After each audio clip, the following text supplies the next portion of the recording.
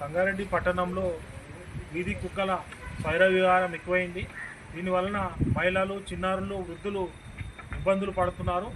పలు చోట్ల పలు వార్డులలో మరి ముఖ్యంగా బైపాస్ రోడ్ కానీ, ఓల్డ్ బస్ స్టాండ్ ఏరియా కానీ, అదేవిధంగా ఇందిరా కాలనీ, తారా డిగ్రీ కాలేజ్, మరి అదేవిధంగా సిద్ధార్థ నగర్, మరి మార్క్స్ నగర్ తదితర ఏరియాలో మరి వీధి కుక్కల సంచారం ఎక్కువై మరి రాత్రి వేళల్లో చీకట్లో, అదేవిధంగా పగలు అనక ఎప్పుడంటే అక్కడ అవి మురుగుతూ ప్రజలకు భయభ్రాంతులకు గురి చేస్తున్నాయి.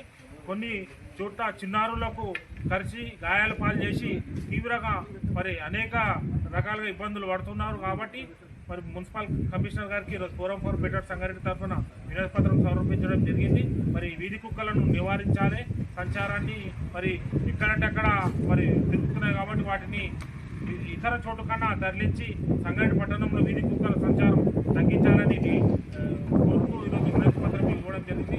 ఎందుకంటే ఎక్కడ ఖాళీ ప్రదేశాలు జరిగినా గుంపులుగా వీధి కుక్కలు తిరుగుతున్నాయి.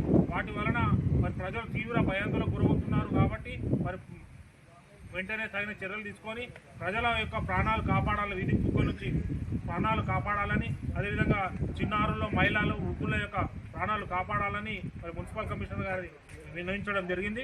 తగిన చర్యలు తీసుకుంటానని మరి హామీ ఇవ్వడం జరిగింది మున్సిపల్ కమిషనర్ గారు. కానీ ఆ విధంగా చర్యలు తీసుకోవాలని మేము డిమాండ్ చేస్తాం.